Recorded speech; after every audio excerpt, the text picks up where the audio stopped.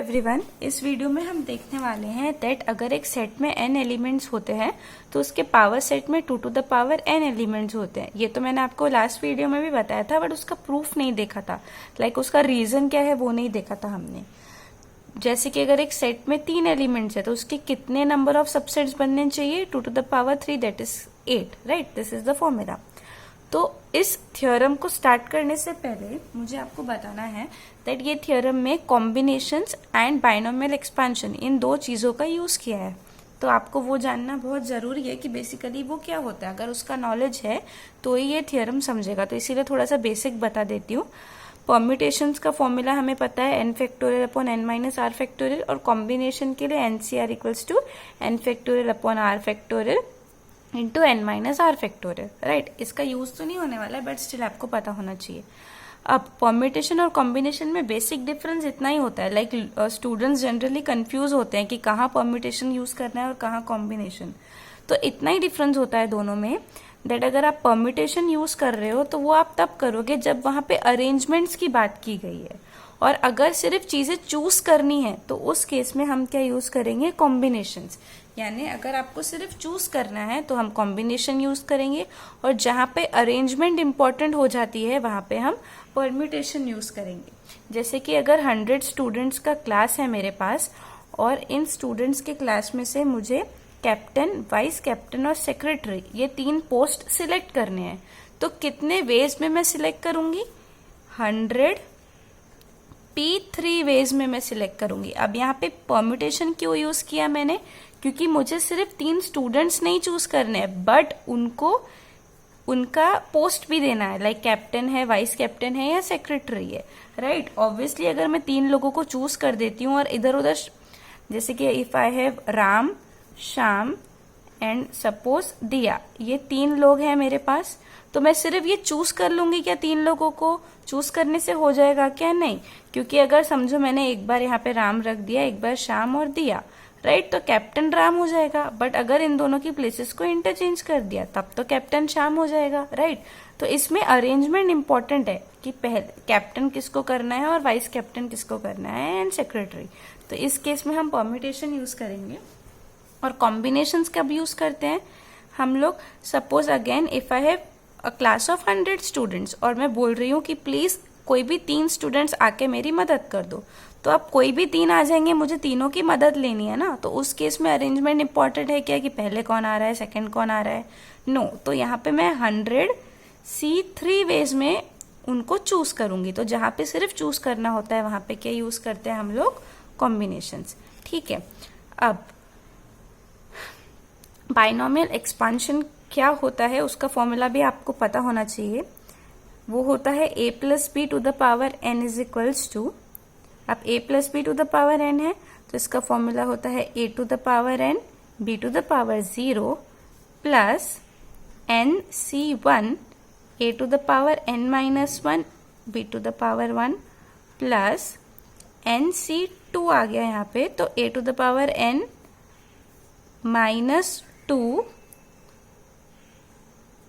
Into B square and so on. कहाँ तक जाएंगे? NCN तक। तो यहाँ पे n आ गया तो a to the power n minus n मतलब 0 और b to the power n। तो ये होता है हमारा बाइनोमियल एक्सपांशन। तो एक तो बाइनोमियल एक्सपांशन क्या होता है और दूसरा कॉम्बिनेशन। ये 2 बातें क्लियर है, तो अब हम लोग थ्योरम की तरफ जा सकते हैं। तो बेसिकली हमको क्या प्रूफ करना है कि अगर एक सेट में n एलिमेंट्स है तो उसके पावर सेट में कितने एलिमेंट्स होने चाहिए? 2 to the power n। तो देखो, अगर ये सेट में n एलिमेंट्स है, राइट, तो सपोज मैं आर्बिट्रेरीली ये n एलिमेंट्स ले लेती हूँ, like a1 a2 so on up to. ये प्रूफ मैं फाइनाइट के लिए ही कर सकती हूँ, इनफाइनाइट के लिए ये प्रूफ वैलिड नहीं होता है। ये कंसेप्ट तो वैलिड है, बट ये प्रूफ इसके लिए वैलिड है सिर्फ फाइनाइट एलिमेंट्स अगर सेट में है तो अगर A में सपोज n एलिमेंट्स है, ठीक है, तो अब इसके पावर सेट में कितने एलिमेंट्स है यही मुझे फाइंड करना है। पावर सेट में क्या होता है, ये सेट के सारे सबसेट्स को जब मैं कलेक्ट कर देती हूँ उनके कलेक्शन को हम पावर सेट बोलते हैं, करेक्ट। तो अब ये पावर सेट में कितने एलिमेंट्स होंगे? जितने ए सेट के मैं सबसेट्स बना सकती हूँ। अब ए सेट में n एलिमेंट्स है ना, तो किस टाइप के सबसेट्स बनेंगे उसमें, एक तो जीरो कार्डिनैलिटी वाला एम्प्टी सेट बनेगा, फिर सिंगलटन यानी एक एलिमेंट वाला, फिर दो एलिमेंट वाले, इस टाइप से मैं इसके सबसेट्स बनाऊंगी। और ये सारे सबसेट्स को जब मैं कलेक्ट कर दूंगी तो वो क्या हो जाएगा, मेरा पावर सेट। तो किस वे में मैं इनको कलेक्ट कर सकती हूँ, देखो अब इसके सारे सबसेट्स निकालने हैं ना मुझे, तो मैं क्या करती हूँ, हमेशा कार्डिनैलिटी वाइज जाती हूँ, जीरो कार्डिनैलिटी फिर वन कार्डिनैलिटी, राइट। तो जीरो कार्डिनैलिटी के लिए तो एक ही होगा मेरा एम्प्टी सेट, उसके अलावा तो कोई सेट नहीं होता है जिसमें जीरो एलिमेंट्स हो। उसके बाद सिंगल कार्डिनैलिटी वाला अगर मुझे इसका सबसेट ढूंढना है तो कैसे हो सकता है, singleton one, singleton A1, singleton A2 and so on. तो बेसिकली एक सिंगल एलिमेंट वाला सबसेट मुझे चाहिए, तो कितने हो सकते हैं ऐसे सबसेट्स, n, क्योंकि इसमें एलिमेंट्स कितने हैं, n। तो कितने वे में बनेगा, देखो n में से मैं कोई भी एक चूज कर दूंगी, जितने टाइप से मैं चूज कर सकती हूँ उतने टाइप से मेरे क्या बनेंगे यहाँ पे सबसेट्स। उसी टाइप में अगर मेरे को दो एलिमेंट्स वाला सबसेट बनाना है तो फिर मैं क्या करूंगी, NC2 यानी इन एलिमेंट्स में से कोई भी दो एलिमेंट्स चूज करूंगी तो एक दो एलिमेंट्स वाला सेट मिलेगा। इस टाइप से मैं कहाँ तक जा सकती हूँ, NCN तक जा सकती हूँ, क्योंकि इसमें कितने एलिमेंट्स है टोटल, n, NCN, राइट। तो इन सब को जब मैं ऐड कर दूंगी तो मुझे क्या मिल जाएगा, cardinality of power set of A। समझ में आया, ऐसा क्यों, इससे मुझे क्या मिल जाएगा, एम्प्टी सेट, इससे मुझे क्या मिल जाएंगे, सारे सिंगलटन सबसेट्स, इससे मुझे दो एलिमेंट वाले सबसेट्स मिलेंगे और ऐसे ऐड करते करते मुझे n एलिमेंट्स वाले सबसेट मिल जाएंगे। और इन सबको मैं टोटल कर दूंगी तो टोटल नंबर ऑफ सबसेट्स मिल जाएंगे A सेट के। इतना क्लियर है। अब हमने बायनोमियल एक्सपेंशन देखा था, राइट। क्या था बायनोमियल एक्सपेंशन, देखना एक बार। ये था हमारा बायनोमियल एक्सपेंशन।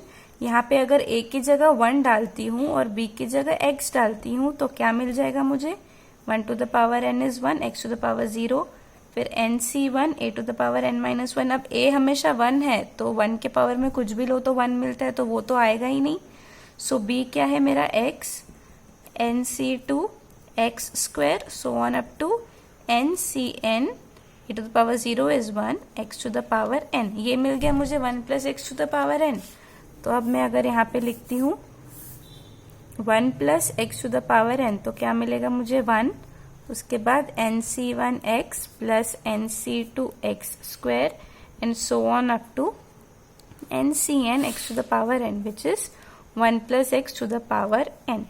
अब क्या करो, x की जगह पुट कर दो 1 तो क्या मिलेगा, 1 plus 1 हो जाएगा 2 to the power n मिल जाएगा मुझे यहाँ पे 2 to the power n which is equals to 1 plus x की जगह 1 पुट किया तो NC1 plus NC2 plus so on up to NCN मिल गया।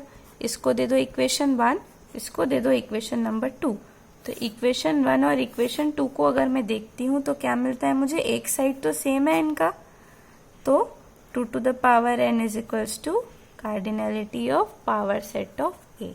तो आई होप आपको थ्योरम समझ में आ गया है।